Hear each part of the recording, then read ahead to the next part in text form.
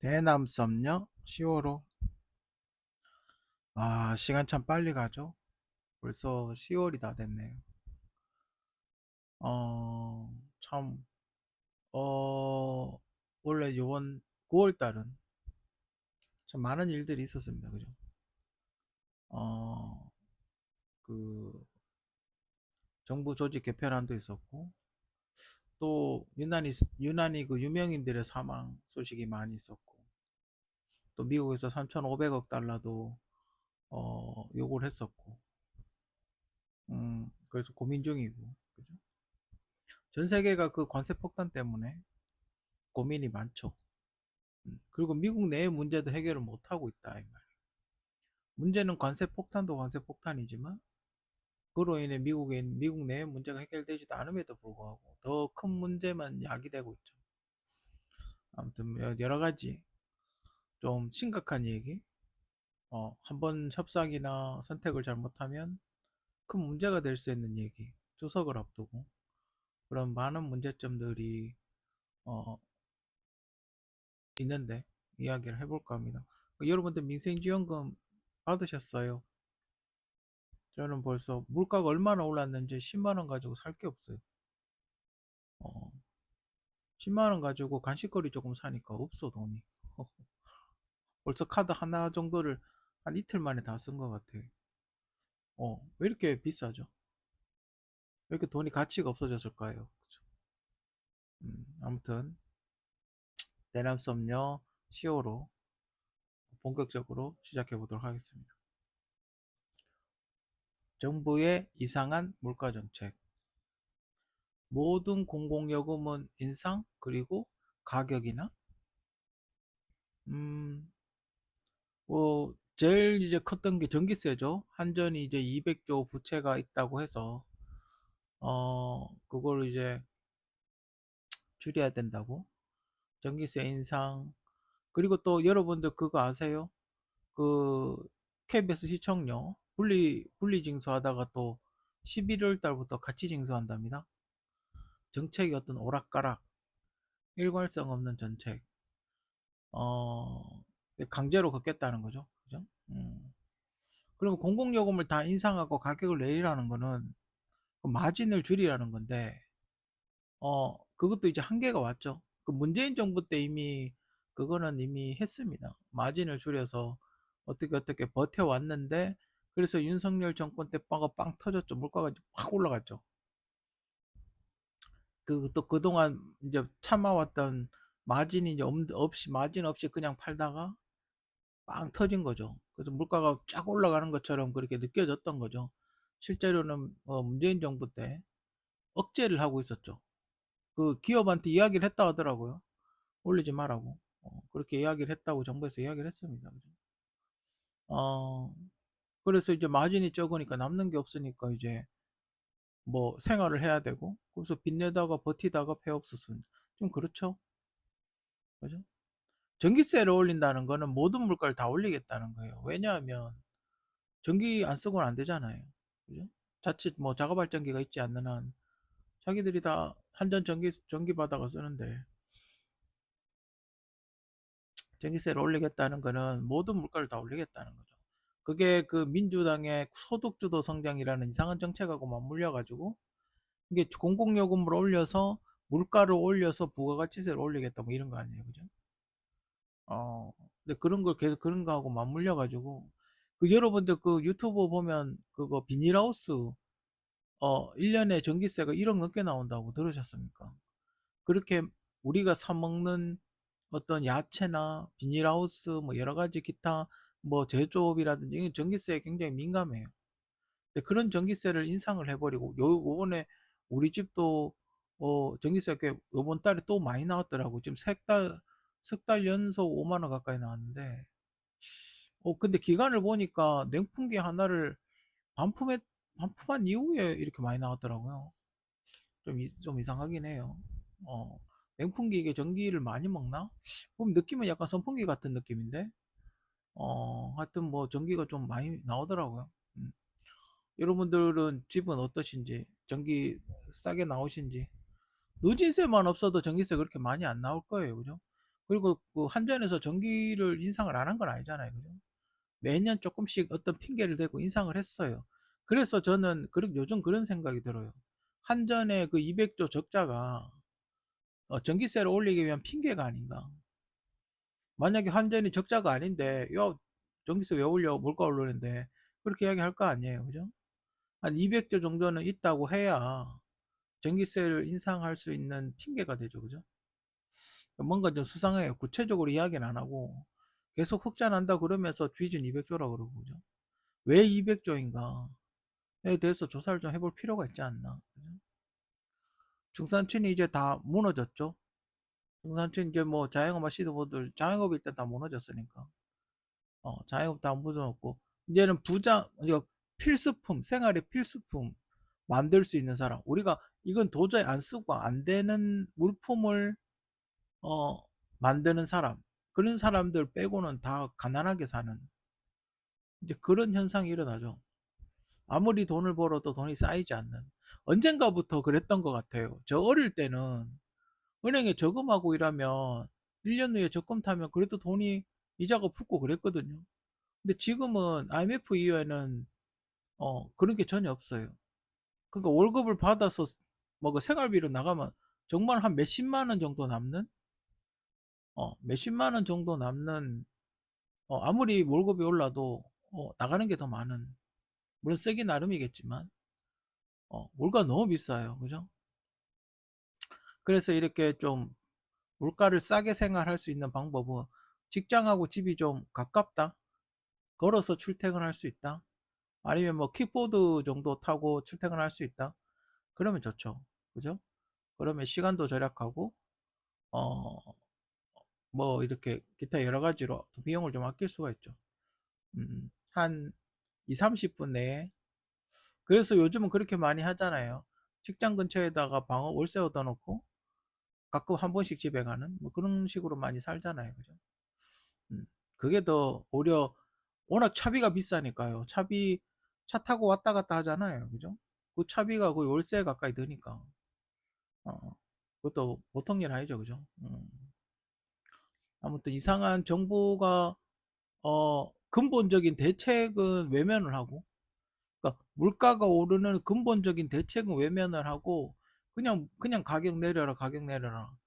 그렇게만 이야기한다고 물가가 내려가는 게 아니지 않습니까?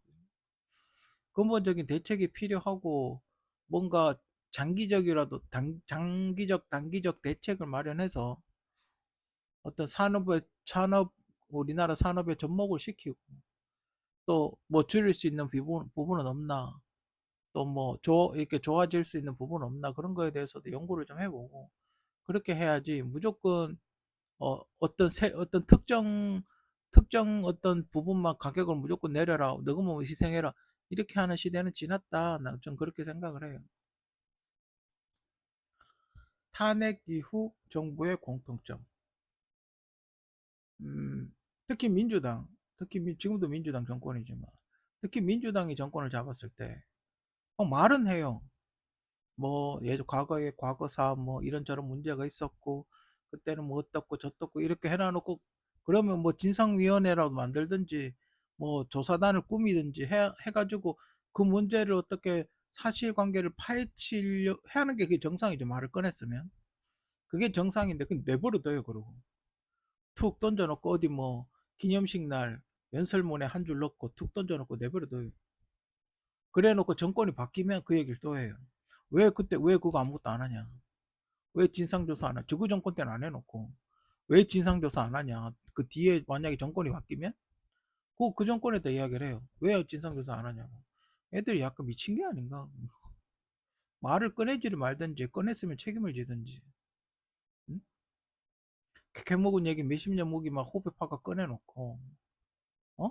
꺼내놓고 뭐 이야기 해놔놓고 화두는 뚝 던져놓고 아무것도 안 해. 자기가 뭘 해야 되는지 몰라요. 자기가 이제 그 문제를 해결해야 되는 주체인데 그건 모르는 것 같아요. 그죠? 어. 자기가 계속해서 야당 생활을 하고 있는 것 같아요. 여당이 돼도 야당 생활하고 야당이 돼도 야당 생활하고. 그 일을 하기 싫은 거죠. 그냥 말싸움만 하는 거예요 그냥. 말싸움만 하고 일어나기 싫은가 봐요. 귀찮은 건지. 그 툭 던져 놓고 아무것도 해결한 게 없어. 어. 근본적인 문제 같은 걸 왜 아까도 이야기했지만 전기세가 다 올라서 모든 공공요금이 다 올랐단 말이에요. 모든 물가가 다 올랐어요. 근데 그런 것 자체 뭐 전기세를 어떻게 하면 전기를 싸게 만들 수 있나? 전기세를 어떻게 하면 낮출 것인가? 이 200조는 어떻게 해서 자금을 회수할 것인가? 그런 건 다 외면을 하고 그냥 전기세가 비싸다. 전기세 비싸다는 얘기는 안 하죠. 그냥 그 물가가 비싸다 이러고 앉아있죠. 음. 지금 국가 부채가 박근혜 정부 때 400조에서 1,500조로 늘어나고 있고 현재도 계속 늘어나고 있죠. 그죠? 국가 예산도 400조에서 700, 내년에 728조로 무려 300조나 늘어났어요. 탄핵 이후에. 하지만 여전히 장마가 오면 특정 지역에 요번 원래도 전라도 지역에 침수됐죠. 하지만 여전히 비 오면 침수가 돼요. 그죠? 저 어마어마한 삼성전자 2개 살 수 있는 저 돈 엄청난 돈인데 저 돈을 쓰면서도 윤석열 정부에서 원래 670조 썼죠. 내년에 이제 728조로 좀 그 확정이 났는데 670조라는 엄청난 예산을 쓰면서 아직도 여전히 특정 지역은 비용을 침수된다 이 말이에요. 왜 안 하냐 이 말이죠. 사람들은 여전히 대규모의 시위를 하고 있고 부정선거에 대한 해답은 여전히 없고 그냥 믿어라. 문제없다. 믿어라. 뻔히 이게 문제가 있다는 게 눈에 보이고 증거도 있고 한 봉투 하나에 2장씩 넣고 둘이 끌어안고 있는 뺏어가고 있는 표도 분명히 영상에 있고 다 잡히는데 아무 문제 없다요. 희한한 나라예요. 응? 전과자들이 정부와 국회를 장악하고 있고 일본은 군대도 갔다 오지 않았어요. 그죠? 정부의 외교는 답답하고 우리 기업들의 자살 위협받고 있죠. 미국에다 공장 지어놓고 너네 사인 안 하면 다 뺏어버리겠다 이러고 있죠. 좀 그런데도 아무 대책이 없어요. 그죠? 전형적인 식민지 국가예요. 그죠? 전형적인 식민지 국가 형태를 보이고 있어요. 참 안타깝고 과연 정부는 협상 능력이 있긴 하나? 미국 갔다 와가지고 국무회의 하는데 박수치고 앉아있고 3,500억 저거 어쩔 건데? 어? 어떤 식으로 저게 3,500억 저게 문제가 되는 게 아니라 트럼프 정부에서 어떤 식으로든 한국에 꼬장을 부릴 거다 이 말이에요. 어? 저 사람이 왜 저걸 하나 그게 문제예요. 자, 한국도 오랫동안 몇십 년 동안 계획을 짜서 실행해 왔다 그랬죠. 그럼 미국은 그렇게 안 하겠습니까? 미국도 몇십 년 동안 계획을 짜서 실행해 옮기는 거예요. 저거는 트럼프가 됐든 바이든이 됐든 누가 됐든 저걸 실행하려고 준비를 하고 있던 거예요. 왜? 미국이 빚이 어마어마하니까요. 어떤 식으로든 빚이 엄청난 빚이 저걸 어떻게든 지금 미국은 빚을 탕감하는 게 문제가 아니라 빚이 많아서 더 이상 돈을 못 빌리는 게 문제죠. 그렇죠? 빚이 많으니까 더 이상 돈을 못 빌리니까 지금 쓸 돈이 없는 거예요. 미국은 이제 내가 보기엔 그거예요. 지금 쓸 돈이 없다 이 말이에요. 빚을 갚는 게 그 돈으로 빚을 탕감하고 뭐 이런 게 아니라 지금 당장 국정을 운영할 돈이 없다 이 말이에요. 그러니까 상당히 심각한 문제죠. 좀 있으면 미국이 대공황이 올 거라고 그런 이야기를 많이 하는데 심각하지 않을 수가 없습니다. 그죠? 민주당의 실체. 정부는 29일 국무회의를 열어 2026년 예산안을 의결했다. 이에 따르면 내년 총수입은 원래 651조 6천억 원 대비 22조 6천억이 늘어난다. 총 지출은 원래 673조 3천억보다 54조 7천억 원이 증가한 728조 원으로 확정을 했다. 이게 지금 보자. 총 지출은 원래 728조 내년에 670조에서 50조 늘어난 728조 예산 편성했다는 거죠. 그죠? 어, 이거는 지금 그건가?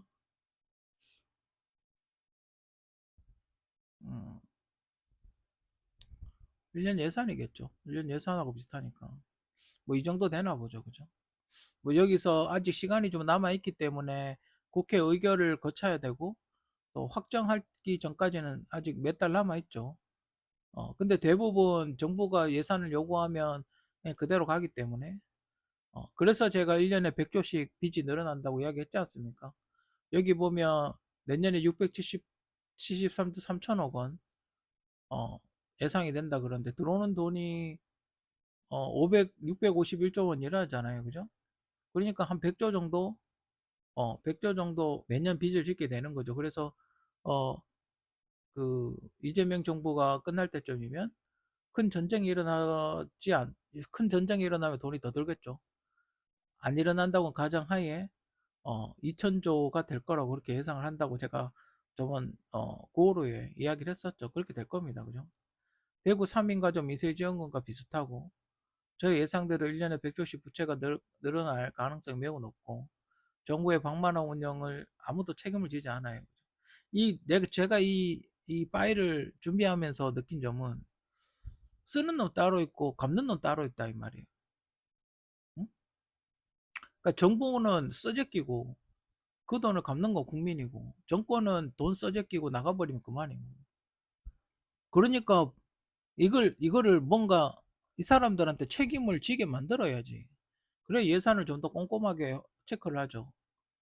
자기가 책임을 안 지니까 뭘 해도 책임을 안 지니까 그냥 쓰고 나가버리면 그만이니까 막 쓰는 거예요. 빚내가지고. 그나마 박근혜 정권 탄핵당하기 전에 박근혜 정권 때 40%대로 묶어놨다 이 말이에요.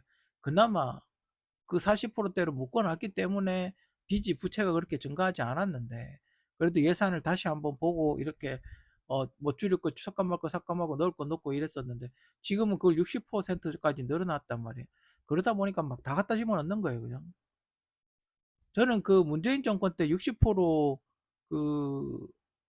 한다고 그랬을 때 그 정확한 의미를 몰랐어요. 그냥 우리나라가 한 1,000만 원 버는데 600만 원 쓴다. 그런 의미로 받아들였어요.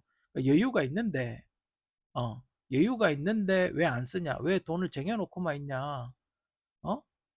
들어왔으면 돈을 써야지. 왜 쟁여놓고만 있냐? 여유가 있는 줄 알았어요. 여유가 있는 줄 알았는데 문재인 정부 때 그렇게 60%로 바꿨잖아요. 바꾸고 나서 빚이 지금 얼마가 늘었어요?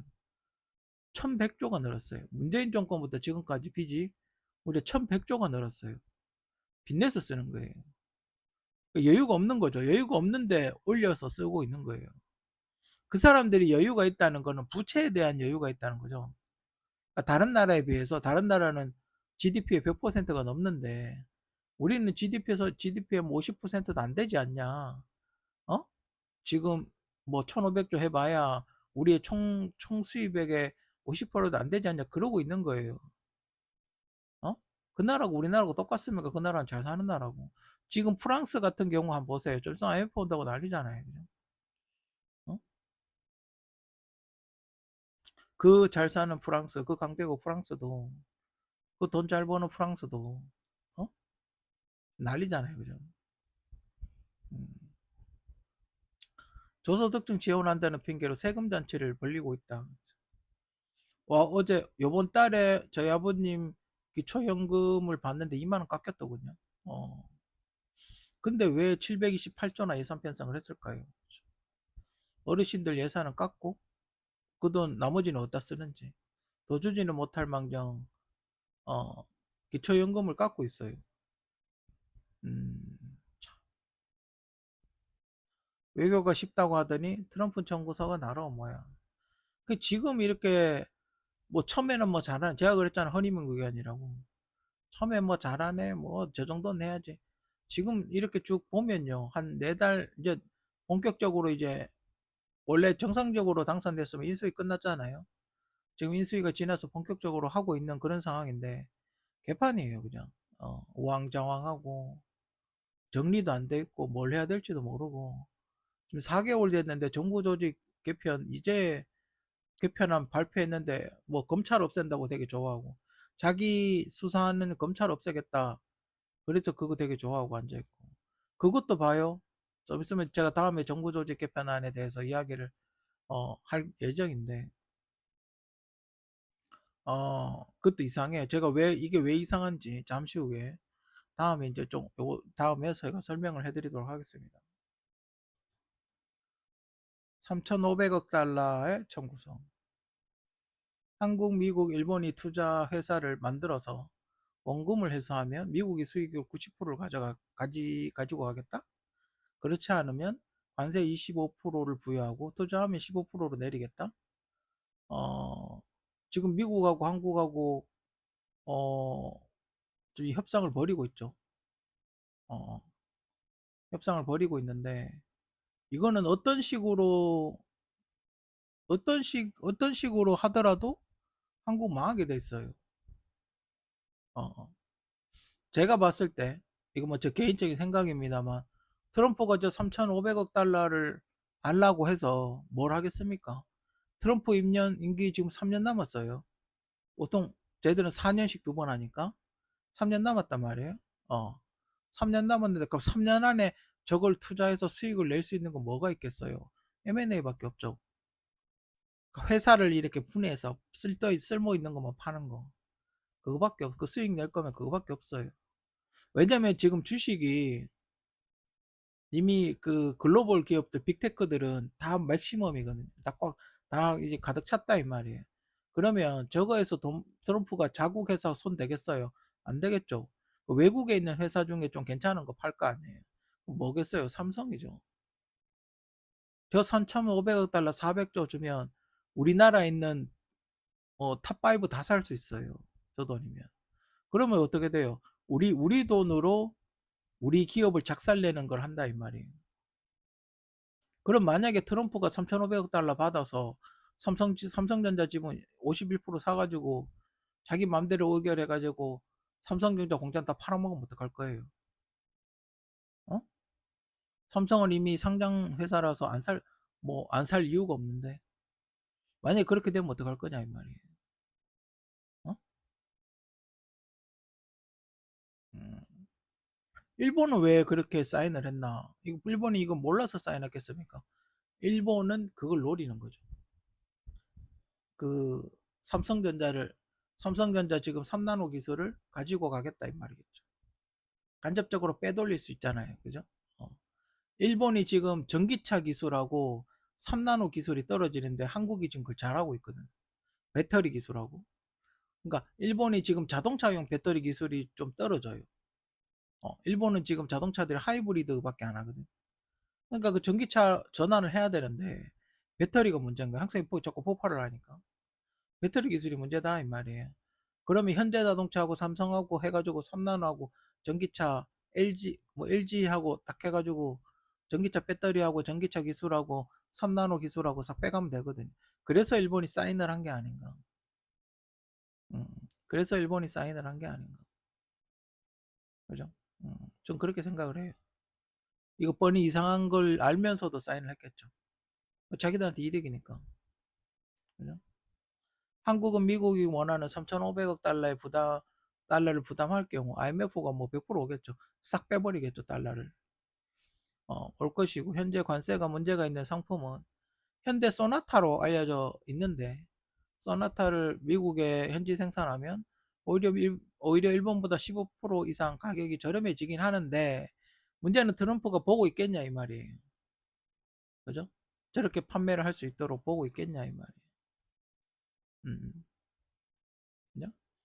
그 현대만 라인을 정리하면 되죠. 삼성은 이미 미국에 공장을 지어놨고 대규모 반도체 공장을 이미 지어놨고 현대만 라인을 정리해서 미국에서 현지 생산하면 되죠.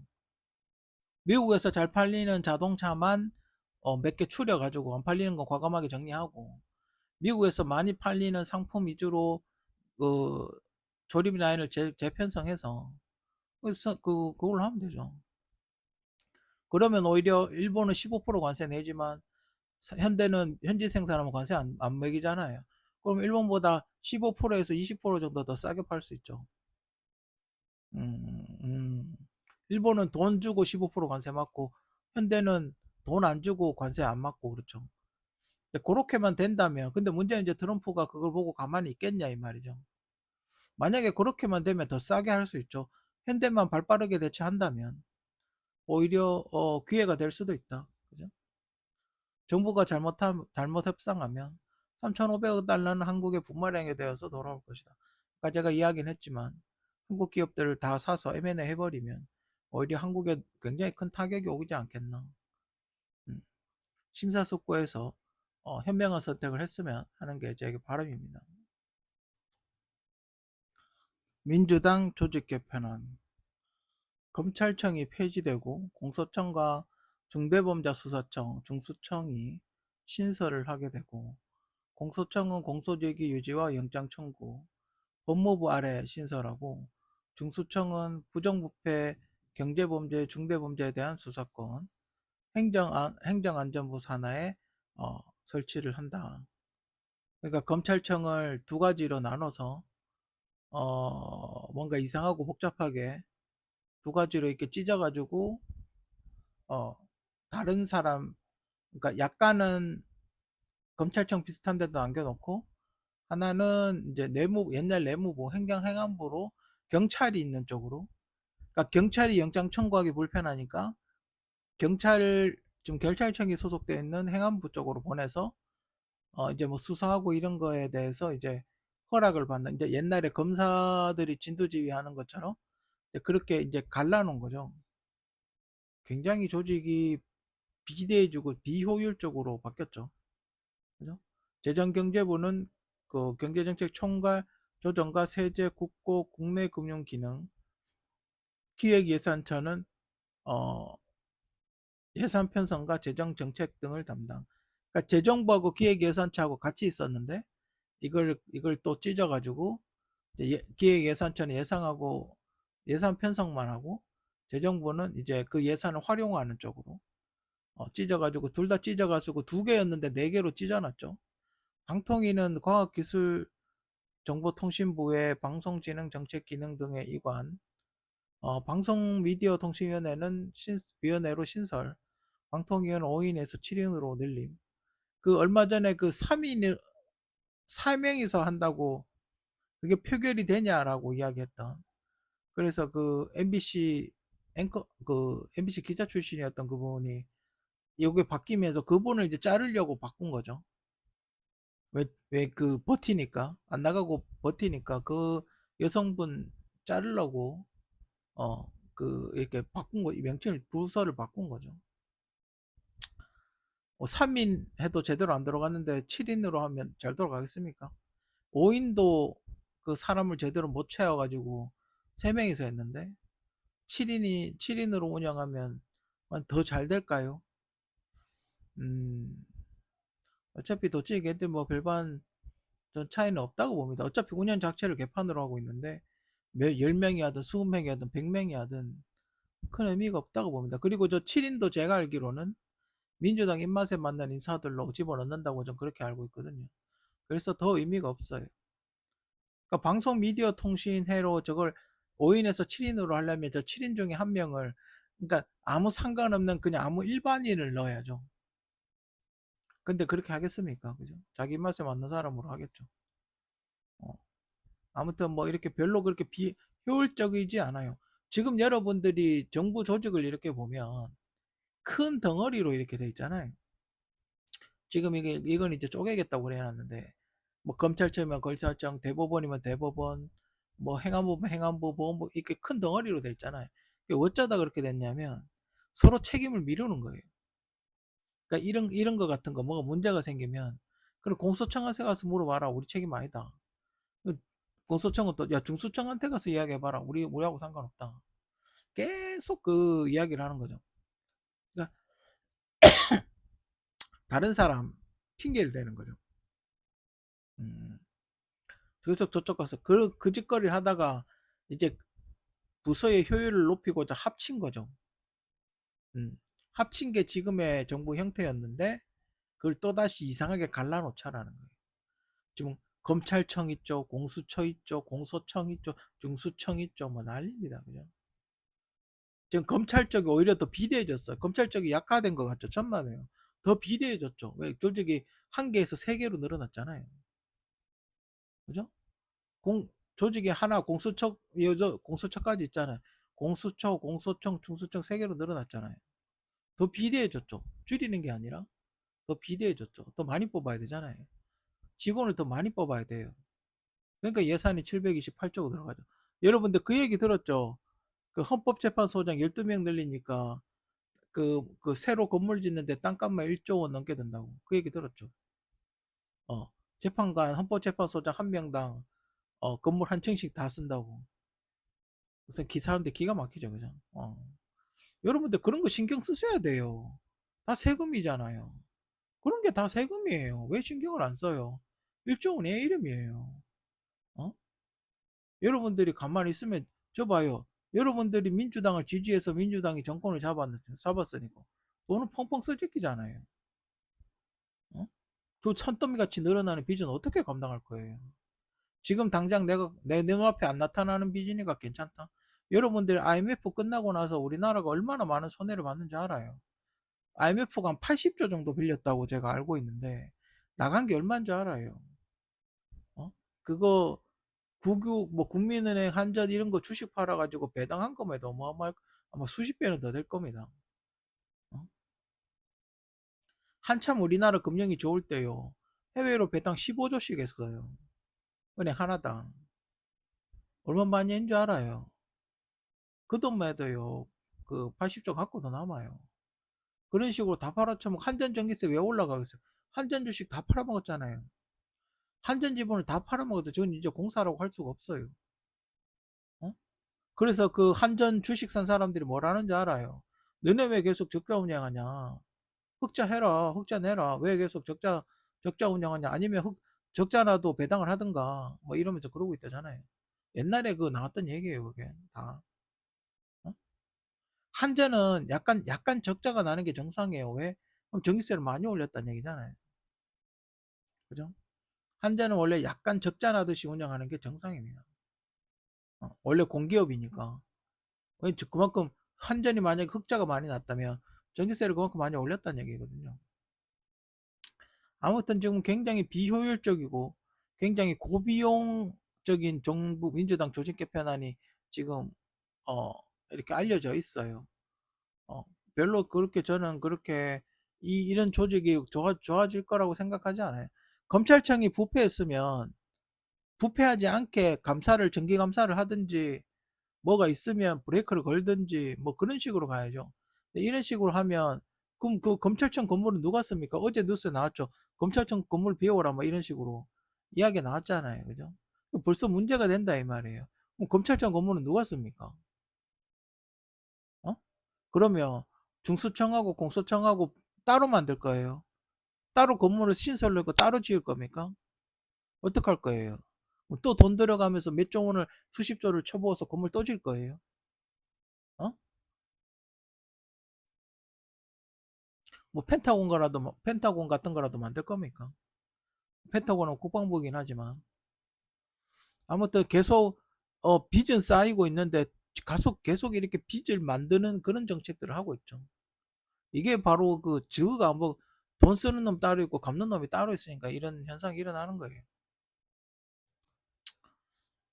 앞서 이야기했던 그 정부 조직이 어떻게 변하는지에 대해서 아주 이렇게 간략하게 잘 이렇게 뭐랄까 정리해 놓은 도표가 있어서 기사를 검색하다 보니까 도표가 있어서 한눈에 이렇게 어, 상눈에 이렇게 쏙 보이도록 그렇게 어, 정리가 된 아주 깔끔한 게 있어가지고 여러분들이 이렇게 한눈에 딱 이거 보고 뭔가 이상한 게 있나?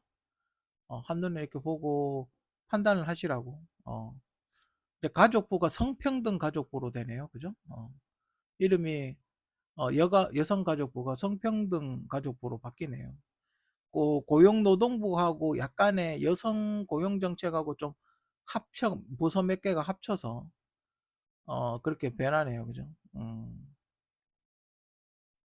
어, 글쎄요, 뭐 그렇게 별로 그렇게 좋아 보이진 않아요. 비효율적으로 보이죠. 그죠? 될 수 있으면 하나에서 정리하는 게 나아요. 그죠? 하나에서 정리하는 게 나아요. 그냥 봐도 별로 뭐. 하여튼 여러분들이 이렇게 변한다는 거. 관청 이름들도 이렇게 변합니다. 그렇기 때문에 여러분들이 한 번쯤 알아두시면 좋을 것 같아요. 삼성전자 주가 AI 전망. 작년 제가 12월 달인가 11월 달쯤으로 기억을 하는데 어떤 유튜브였는지 누군지는 정확하게 모르겠어요. 그냥 이렇게 약간 짤같이 있었는데 AI 정확하게 어떤 AI인지도 모르겠어요. 하여튼 어떤 AI한테 물어봤어요. 물어봤는데 2025년 삼성전자 주가가 얼마나 오르겠냐고. 당시에 이제 5만 원이었죠. 5만 전자 시절이었는데 그걸 물어보니까 당시 AI가 내년에 한 뭐 어떻고 저떻고 어떻고 저떻고 하더니 한 10만 원까지는 갈 것이라고 예측을 했어요. 그래서 물어본 사람이 어 5만 전자에서 헤매고 있었거든 당시에. AI 치워라 이러면서 AI 치워라 이러면서 그렇게 이야기했어요. 오늘자로 8만 5천 원인가요? 9만 전자 가까이 됐죠. 오늘자로 9만 전자 진짜로 지금 2달 남겨놓고 9만 전자 가까이 됐어요. AI 예측이 비교적 정확한 아직 12월 달 안 됐으니까요, 그죠? 전 10만 원까지 갈 거라고 봅니다. 음. 이재용 씨의 삼성전자는 망했어요. 제가 왜 망했다고 생각을 하느냐? 5만 전자에서 삼성전자가 내놓은 대책이 뭐였어요? 어? 5만 전자에서 삼성전자가 내놓은 대책이 자사주 매입이었어요. 못 만든다는 얘기죠. 반도체 회사가 반도체를 못 만들면 끝나는 거죠. 그죠? 반도체 회사가 반도체를 못 만들면 문 닫아야 되는 거예요. 그죠? 음. 그래서 저는 이재용 씨의 삼성전자 망했다고 봅니다. 그리고 그 기간 동안 이재용 씨가 최근에 무죄 판결 받았던 무죄 판결 받고 난 이후에 지금 뭐 잘 되고 있지 않냐 뭐 이렇게 이야기하는데 그 전에 이미 이건희 회장이 아플 때부터 이재용 씨가 거의 전담했지 않습니까? 그때 나왔던 삼성 폰들 쭉 보면 그냥 개쓰레기예요, 그죠? 어, 뭐 디자인 뭐 여러 가지 면으로 봤을 때 개쓰레기라고.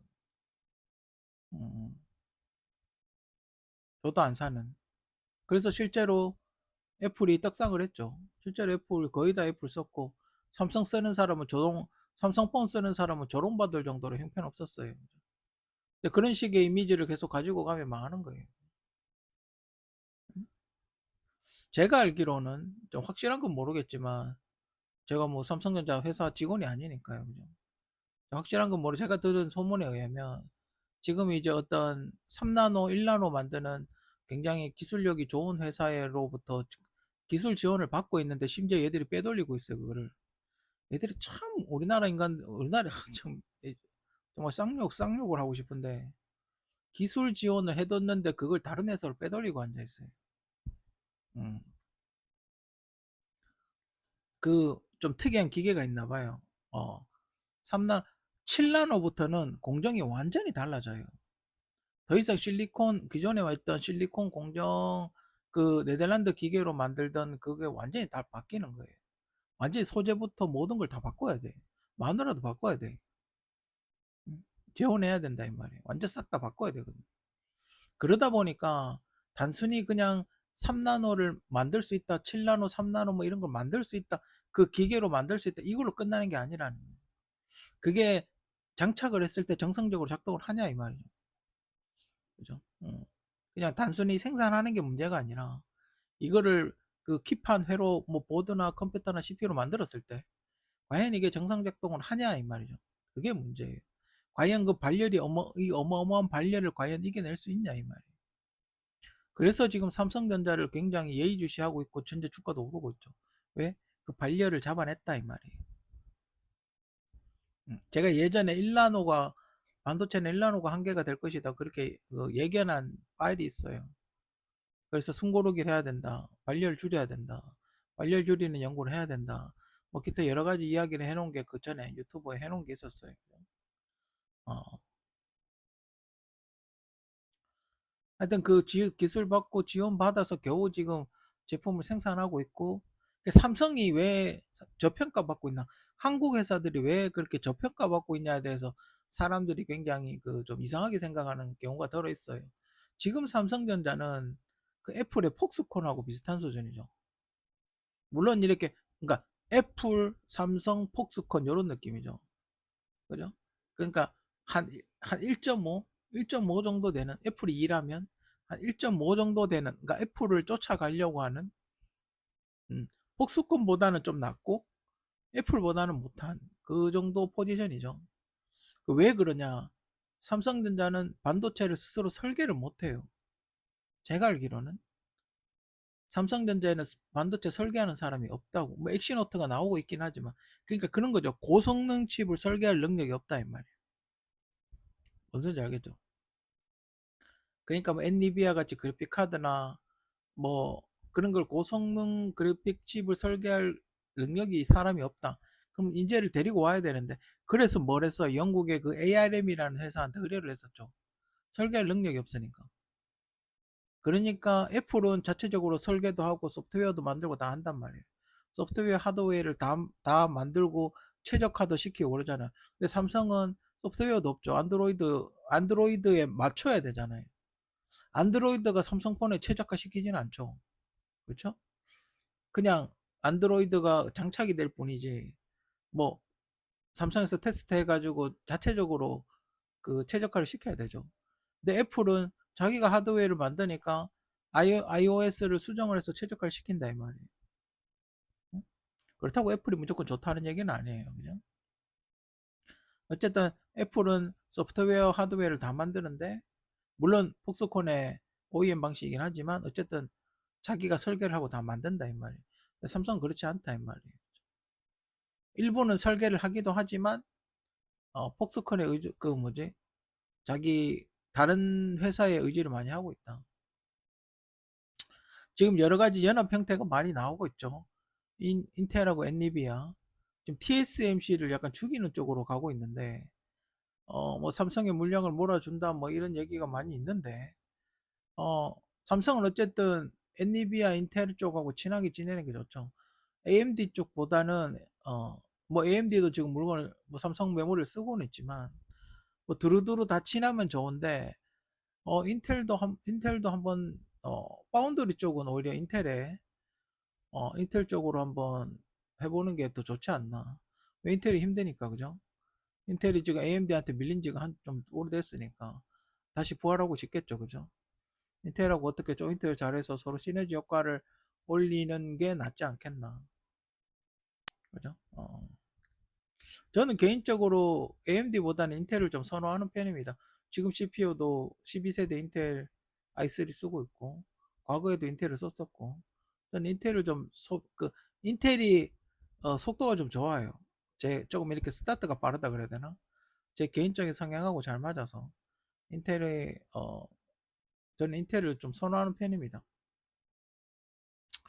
어쨌든 그 트럼프 정책, 트럼프의 어떤 정부가 정책적으로 삼성한테 좀 일거리를 좀 몰아주라고 그렇게 이야기를 하고 있고, 또 반중 감정, 산업 스파이 등 이슈가 좀 있고, 곧 연준이 이제 이자를 내릴 거라는 얘기가 있어요. 그래서 저평가되고 있는 한국 기업들이 타깃이 될 거라는 그런 전망이 있습니다. 그죠? 만약에 하나가 지금 폴란드에 탱크라든지 이런 거 많이 팔고 있으니까 주가가 좀 상승할 걸로 예상이 되고, 저는 삼성전자 주가가 앞으로 나올 어떤 기술 지원을 받아서 삼성이 대량 생산해서 나올 전자제품들을 예상해 봤을 때 삼성전자는 천조를 넘을 거라고 거의 확신을 합니다. 지금 마지막 글로벌 기업들, 뭐 애플, 테슬라, 구글, 뭐 마이크로소프트, 또 뭐 있죠? 하여튼 그 우리가 이름만 되면 알만한 글로벌 기업들이 있지 않습니까? 그 글로벌 기업들이 대부분 천조가 넘은 지 오래됐어요, 주가가. 그래서 삼성전자도 요 3나노가 히트가 되면 3나노 양산되고, 또 수준 높은 다른 반도체, 뭐 원칩이라든지 이런 게 생산되게 본격적으로 생산해서 출하를 하고 그래픽 카드 같은 게 나오게 되면 아마 천조를 넘지 않을까, 그런 개인적으로 그렇게 생각을 합니다. 그래서 제가 지금 사야죠 이미. 근데 지금 사긴 좀 늦었죠. 5만 원대 샀어야죠.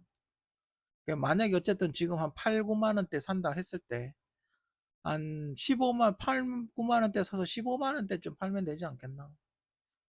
개인적으로 그렇게 봅니다. 그래서 삼성전자가 아마 요 3나노 분위기 타서, 파운드리 분위기 타서 아마 천조가 넘지 않을까, 저는 개인적으로 그렇게 생각을 합니다.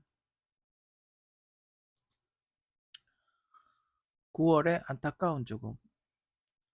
해병대 병장 총기 사망. 인천이라고 이야기를 하던데, 그러니까 근무를 마치고 어디 먼 해안가에 근무를 갔었나 보죠. 그쪽 NLL 지키는 군인이었나 본데 어 차 문을 닫다가 갑자기 총이 격발이 돼 가지고 총을 맞아서 사망을 했다는데 근데 저게 말이 됩니까? 저거 군대 갔다 온 사람이라면 말이 안 된다는 걸 알 텐데. 그죠? 저게 왜냐하면 근무지를 이탈하고 돌아올 때 그렇게 사고가 났으면 총기이고 확인을 기본적으로 한단 말이에요. 실탄을 장전했던 총이면 분명히 소대장이 하에 폐하에 하늘에다 총을 대고 약실 확인을 분명히 했을 텐데 이건 좀 말이 안 된다. 좀 군대 갔다 온 사람이라면 저게 얼마나 말이 안 되는 소리인지 알 겁니다. 어쨌든 해병대 병장 총기 사망했다는 뭐 뉴스도 뭐 잠깐 나오고 이슈도 안 되고 물론 최상병 그 친구하고 비교한다는 건 좀 그렇긴 하지만 어쨌든 그 최상병 친구도 해병대 아닙니까? 그죠? 그 친구도 뭐 이렇게 그 뭐지? 인명 구조 확인하다가 잘못 사고로 죽긴 했지만 이 친구는 심지어 총기 사망했는데도 보고도 안 합니까? 어? 조사도 안 하고 보고도 안 해요? 그러니까 뉴스 단신 처리하고 맙니까? 참 그 좀 안타까운 죽음이네요. 그죠? 조르지아 아르마니 92세로 돌아가셨다고. 안타까운 죽음이진 않죠. 그냥 어, 만수하시다 92세면 뭐 만수하시다 돌아가셨기 때문에 안타까운 죽음은 아닌데 하여튼 좀 유명인사가 돌아가셨다는 왜 그 있잖아 그 뭐지 그 아저씨가 그 유행어 있잖아 이것은 얼마니 막 이러면서 한국에서는 알만이라 그러죠. 아르마니라 안 그러고 알만이라 그러죠. 그 패션 디자이너입니다. 예.